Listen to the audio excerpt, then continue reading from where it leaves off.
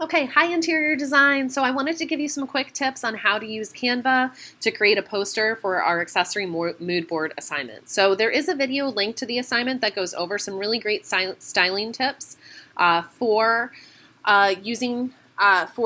picking out accessories for a space. Your assignment requires you to come up with a theme. So your theme could be related to a particular design style like mid-century modern, Scandinavian, industrial, rustic, shabby chic, transitional, modern, minimalist. Although I would maybe avoid minimalist for this assignment just because I want you to pick out a bunch of accessories that, or just plan on picking out more accessories than you would put in the space to accessorize it or style it.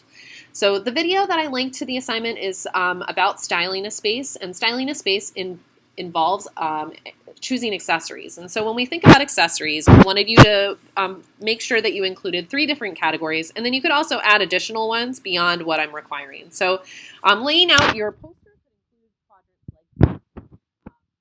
it should have a theme to the design, meaning the font, any clip art that you include, the background, and the color scheme should reflect the theme that you select. So if you're struggling with finding a theme, I would encourage you to check out Canva and just kind of play around in there first, because you might be able to come up with a really cool theme just by looking at the themes that they have design-wise.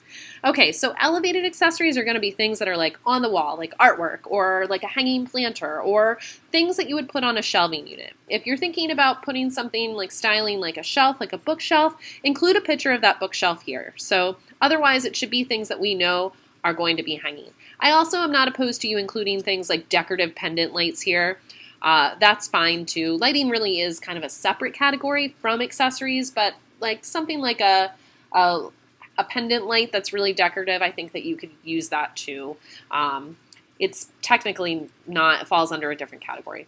Okay, table accessories. I want you to think about either like a tablescape for like a dine-in area in the space, if you'd like to think about that, or you can think about just table accessories that would fall on coffee tables or end tables. Think about putting things in groups of 3s.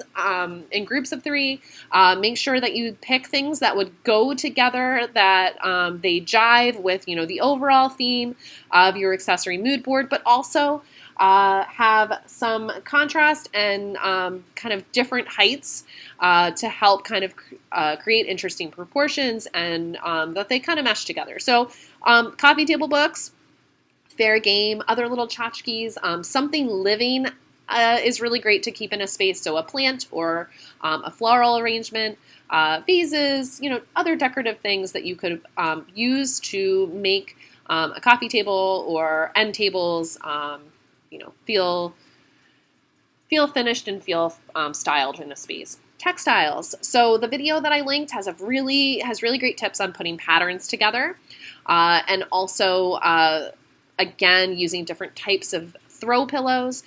Textiles can include anything that's like made of fabric. So blankets, throw pillows, all fine, all considered textiles. And then additional accessories, you find something cool that you're like, well, I don't really know where I would put it in, these 3 quadrants, but I want to include it. Or, you could put in a separate section just to have that for yourself. So you could use this template, I believe, and then change it so it would make a copy for you, and then you could go ahead and you could play around with the background, the clip art, the text, and the different quadrants that I created too. So if that's something you would like to do, you can definitely do that, or you can certainly start from scratch. So to start from scratch, we want to go home, and then we want to find the poster option. So the poster option is set up for 18 by 24. I would just keep that for now. They have a lot of poster templates, but you're probably going to benefit from picking out your own background and your own quadrants and your own text for this assignment. So backgrounds is where I would start. And so I would look at their backgrounds and see what they have available. And then once you select that, there's a bunch of different things that you can do to kind of play around with that. So I'm going to choose this background here. And so I can go in here and I could change the color of that by moving this slider around. And then I can even move this dot here to pick kind of a different area to recolor this background if I wanted to. Okay, and I can always undo things by clicking this back arrow. And then if I want to redo it, I can also redo it. So you can kind of undo and redo things with that.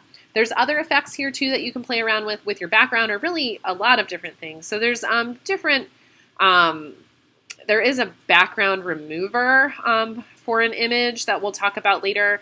But anyway, there's all sorts of things here that you can play around with if you think that they are fitting. There's also filters here that you can play around with. And then you can adjust things like the brightness, the contrast, the saturation if you want it to be brighter or duller. The tint is kind of similar to what we did with this background color, blur, X-Process, vignette will make it a little bit darker around the edges. So you can crop it. If you open it, you'll probably notice that it is already like not fully on there, and you could shift it around. And you can also flip it if you wanted the bottom at the top or the left at the right flipped.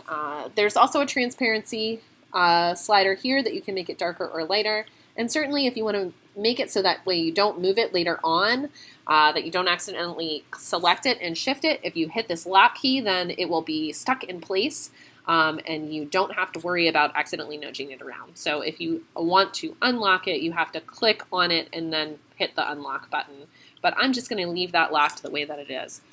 Okay, the next thing that I would do is I would think about a theme title. If you're not sure of one just yet, maybe look at these different fonts and see what you come up with.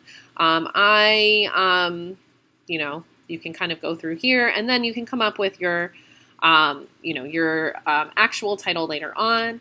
And so I'm actually going to use this Love and Joy as my title for now for the theme of my accessories. So I can double click in here and I could change the text easily. I can get rid of this part at the bottom, or I could use that for like a subtitle. Once you have your text picked out, you can change the color if you wanted to. And so I could pick something that I feel like is complementary to the background. And then there's all sorts of other effects and styles that you can do here. You can add like a cast shadow. I could curve it and play around with it that way. And so I'm going to kind of just start with that for now. So there's alignment, letter height, adding other things too that you can check out. Here I can also lock that into position, play with the transparency and so on.